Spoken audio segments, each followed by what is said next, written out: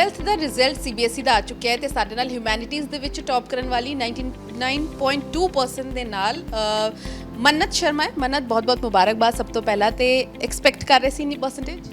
नहीं, इतनी तो नहीं करी। 95 अबव सोचा था, पर इतना तो नहीं सोचा था। ਕਿੱਦਾਂ ਦੀ ਪੜ੍ਹਾਈ, ਕੀ ਸ਼ਡਿਊਲ ਸੀਗਾ ਤੇ ਕਿਉਂਕਿ ਕੋਵਿਡ ਤੋਂ ਬਾਅਦ ਆਨਲਾਈਨ ਕਲਾਸਿਸ ਦਾ ਦੌਰ ਸ਼ੁਰੂ ਹੋ ਗਿਆ ਸੀ ਤੇ ਕਿੱਦਾਂ ਮੈਨੇਜ ਕੀਤਾ ਸਾਰਾ?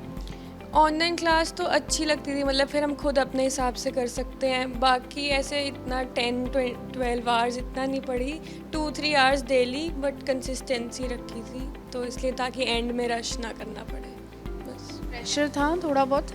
नहीं, प्रेशर नहीं था। वो स्टार्टिंग से करा था तो फिर इतना कोई प्रेशर नहीं था। एंड में आता है ना प्रेशर, अगर ना तैयारी की हो। वैसे नॉर्मल स्मूथली हो गया था सब। ਤੇ ਕੋਵਿਡ ਦਾ ਜਿਹੜਾ 2 ਸਾਲ ਰਹੇ, ਐਜੂਕੇਸ਼ਨ ਬਹੁਤ ਜ਼ਿਆਦਾ ਚੇਂਜ ਹੋ ਗਈ, ਪੈਟਰਨ ਬਹੁਤ ਜ਼ਿਆਦਾ ਚੇਂਜ ਹੋ ਗਿਆ ਐਗਜ਼ਾਮਸ ਦਾ, ਜਾਂ ਫਿਰ ਜਿਹੜੇ ਟੈਸਟ ਹੈ ਉਹ ਬਾਰ-ਬਾਰ ਹੋਣੇ ਸ਼ੁਰੂ ਹੋ ਗਏ। ਉਸ ਦਾ ਕਿੰਨਾ ਕੀ ਤੁਹਾਨੂੰ ਲੱਗਦਾ ਫਾਇਦਾ ਹੋਇਆ ਹੈ ਜਾਂ ਨੁਕਸਾਨ ਹੋਇਆ? 11th में स्टार्टिंग में प्रॉब्लम आई थी जब ऑनलाइन था, पर फिर अडेप्ट हो गया 12th में आते आते। फिर इन्होंने 2 टर्म्स में डिवाइड कर दिया था। वो पहले थोड़ा न्यू था तो थोड़ा अजीब सा लगा, बट वो फिर सिलेबस भी हाफ हो गया था तो थोड़ा और इजी लगा कि अब हाफ पे फोकस करते हैं, तो सब नॉर्मल था। ਹੁਣ ਅੱਗੇ ਕੀ ਪਰਸਿਊ ਕਰਨਾ ਹੈ? ਤੇ ਸ਼ੁਰੂ ਤੋਂ ਹੀ ਇਹ ਸੀਗਾ ਕਿ ਆਰਟਸ ਲੈਣਾ ਹੈ ਤੇ ਉਸ ਤੋਂ ਬਾਅਦ ਸਾਈਕੋਲੋਜੀ ਵੀ ਕਰਨੀ? पहले तो थी, काफ़ी कन्फ्यूजन थी 10th के बाद, बट फिर ये सोशल स्टडीज़ वगैरह में इंटरेस्ट था तो तब से ही, और मेंटल हेल्थ इश्यूज़ पे भी बहुत मुझे था अवेयरनेस वगैरह, तो इसलिए साइकोलॉजी करने का सोचा था। पेरेंट्स टीचर्स ਦਾ ਕਿੰਨਾ ਸਪੋਰਟ ਰਿਹਾ? हमेशा पेरेंट्स का तो कभी कोई प्रेशर वगैरह नहीं, और टीचर्स भी हमेशा कोई डाउट वगैरह हो तो रेडिली हमेशा अवेलेबल होते थे। ਜੇਕਰ ਗੱਲ ਕੀਤੀ ਜਾਏ ਹਿਊਮੈਨਿਟੀਜ਼ ਦੇ ਵਿੱਚ ਕੀ ਕੁਝ ਜਿੱਦਾਂ ਤੁਸੀਂ ਪੜ੍ਹਿਆ ਹੈ ਉਹ ਸਾਰਾ ਕੁਝ ਐਗਜ਼ਾਮ ਦੇ ਵਿੱਚ ਆਇਆ ਸੀਗਾ ਜਾਂ ਫਿਰ ਡਿਫਰੈਂਟ ਹੀ ਜਿਹੜਾ ਪੇਪਰ ਬੋਰਡ ਦਾ ਐਗਜ਼ਾਮ ਸੀਗਾ? नहीं, NCERT लेवल में ही था, इजी था। ऐसे कुछ डिफ़िकल्ट मॉडरेट सा था, एक बार पढ़ के रीड करके सब हो जाता था, ऐसे कुछ मुश्किल तो नहीं था। ਪ੍ਰੈਸ਼ਰ ਘੱਟ ਸੀਗਾ? हाँ, प्रेशर अगर वही पहले से कर रहे हो तो कम है, अगर एंड मोमेंट पे छोड़ोगे तो उसमें फिर प्रेशर आता है। ਤੇ ਹੁਣ ਰਿਲੇਟਿਵਸ ਦਾ ਕਾਲ ਆ ਰਿਹਾ ਹੋਣਾ, फ्रेंड्स ਦਾ ਕਾल आ रहा है कि कुछ कह रहे? वही, वो बिलीव नहीं कर रहे, कहते इतने आ गए, इतने सेलिब्रिटी बन गई, ऐसे बस जोक्स वगैरह नॉर्मल आ रहे हैं, घर पे आते रहते हैं, अभी सुबह से आ रहे हैं। ਤੇ ਇਸੇ ਕੇ ਮੰਨਤ ਜਿਨ੍ਹਾਂ ਨੇ ਕਿਹਾ ਕਿ ਪ੍ਰੈਸ਼ਰ ਤਦ ਇਸ ਕਰਕੇ ਨਹੀਂ ਸੀਗਾ ਕਿਉਂਕਿ ਸਟਾਰਟਿੰਗ ਤੋਂ ਜਿਹੜੇ ਪੜ੍ਹਾਈ ਕਰ ਰਹੇ ਸੀ ਤੇ ਲਾਸਟ ਦੇ ਵਿੱਚ 2-3 ਆਵਰਸ ਇਹਨਾਂ ਨੇ ਆਪਣੀ ਸਟੱਡੀ ਨੂੰ ਦਿੱਤੇ। ਹਾਲਾਂਕਿ ਹਰ ਇੱਕ ਸਟਰੀਮ ਦਾ, ਚਾਹੇ ਉਹ ਕਾਮਰਸ ਹੈ, ਨੌਨ ਮੈਡੀਕਲ ਹੈ, ਮੈਡੀਕਲ ਹੈ ਜਾਂ ਫਿਰ ਆਰਟਸ ਹੈ, ਹਿਊਮੈਨਿਟੀਜ਼ ਹੈ, ਉਨ ਸਾਰਿਆਂ ਦਾ ਆਪਣਾ ਇੱਕ ਡਿਫਰੈਂਟ ਸਕੈਜੂਲ ਰਹਿੰਦਾ। ਲੇਕਿਨ ਸਟਾਰਟਿੰਗ ਤੋਂ ਤੁਸੀਂ ਜੇ ਪੜ੍ਹ ਰਹੇ ਹੋ ਤੇ ਤੁਸੀਂ ਆਪਣਾ ਟਾਈਮ ਉਸ ਹਿਸਾਬ ਨਾਲ ਇਨਵੈਸਟ ਕਰ ਸਕਦੇ ਹੋ। ਤੇ ਬਹੁਤ ਬੈਸਟ ਵਿਸ਼ੇਸ ਟੂ ਯੂ ਮੰਨਤ, ਤੇ ਅਸੀਂ ਉਮੀਦ ਕਰਦੇ ਹਾਂ ਕਿ ਤੁਸੀਂ ਅਚੀਵ ਕਰੋ ਅੱਗੇ ਹੋਰ ਬਹੁਤ ਕੁਝ। Thank you so much.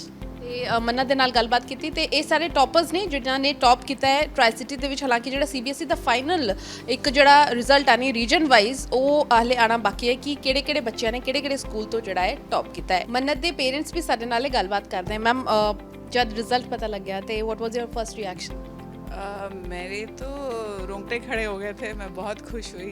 I can't express करना बहुत मुश्किल है, but we are really proud of her. बहुत अच्छा इसने परफॉर्म किया है, अबव एक्सपेक्टेशन। व्हाट ਤੁਹਾਡਾ ਕੀ ਰਿਐक्शन? जब इसका रिज़ल्ट आया, ये हमेशा शुरू से स्कूल में स्कॉलर ही रही है, तो 10th में भी टॉपर थी ये। तो इस बार भी जब रिज़ल्ट आया, ये तो हमें इसकी उम्मीद होती है कि अच्छे नंबर लेगी, लेकिन टॉपर आएगी ये शॉकिंग था सचमुच, और एक प्राउड मोमेंट था ऑब्वियसली हम सबके लिए। और she herself was very shocked and surprise कि कैसा रिज़ल्ट आ गया ये।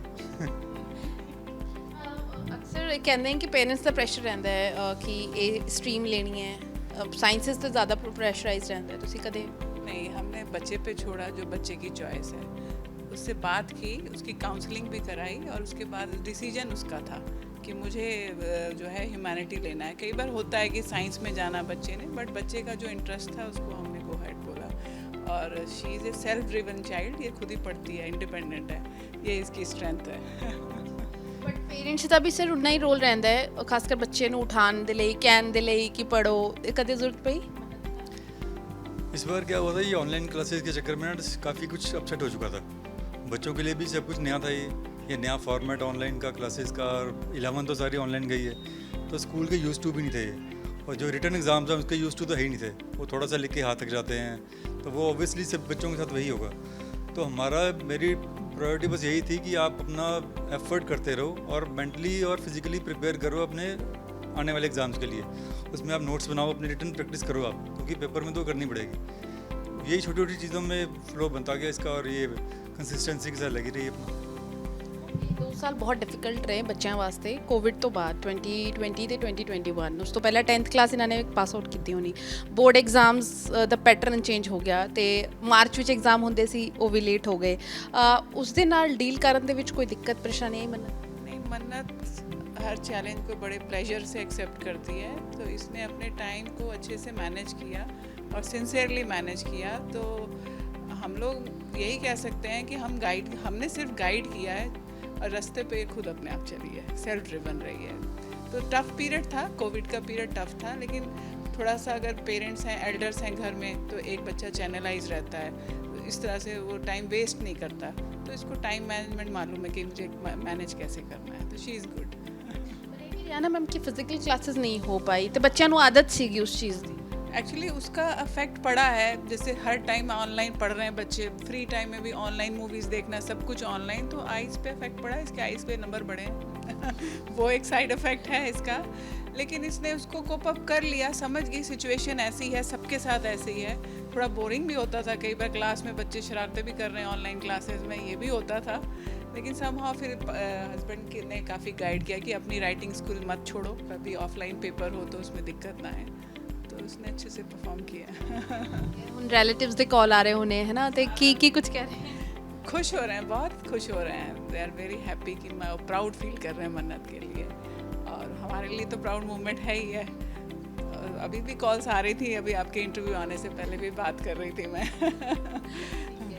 पेरेंट्स ਨੂੰ ਬਹੁਤ ਜ਼ਿਆਦਾ ਖੁਸ਼ੀ ਹੁੰਦੀ ਹੈ ਜਦ ਉਹਨਾਂ ਦੇ ਬੱਚੇ ਕੁਝ ਅਚੀਵ ਕਰਦੇ ਹਨ। ਹਾਲਾਂਕਿ ਇਹ ਸ਼ੁਰੂਆਤ ਹੈ, ਹੋਰ ਬਹੁਤ ਕੁਝ ਅਚੀਵ ਕਰਨਾ ਹੈ ਮੰਨਤ ਨੇ, ਤੇ ਅਜਿਹੇ ਹੋਰ ਵੀ ਪੇਰੈਂਟਸ ਨੇ ਬਹੁਤ ਜ਼ਿਆਦਾ ਖੁਸ਼ ਹੈ ਜਿਨ੍ਹਾਂ ਦੇ ਰਿਜ਼ਲਟ ਬਹੁਤ ਅੱਛੇ ਆਏ ਹੈ। ਤੇ ਅਲਟੀਮੇਟਲੀ ਜਿਹੜਾ ਕੋਵਿਡ ਦਾ ਸਮਾਂ ਰਿਹਾ ਤੇ ਜਿਹੜੀ ਤੁਹਾਡੀ ਪੜ੍ਹਾਈ ਦਾ ਇੱਕ ਸਕੇਡਿਊਲ ਰਹਿੰਦਾ, ਇਸ ਤੋਂ ਇਲਾਵਾ ਹਾਰਡ ਵਰਕ ਹੈ, ਉਹ ਹਮੇਸ਼ਾ ਤੁਹਾਨੂੰ ਪੇ ਆਫ ਕਰਦਾ ਹੈ, ਤੇ ਪੇ ਆਫ ਬੱਚਿਆਂ ਨੂੰ ਕੀਤਾ ਹੈ। ਕੈਮਰਾ ਪਰਸਨ ਰੁਪਿੰਦਰਜੀਤ ਦੇ ਨਾਲ ਪੂਜਾ ਵਰਮਾ, ਪੰਜਾਬ ਟੁਡੇ।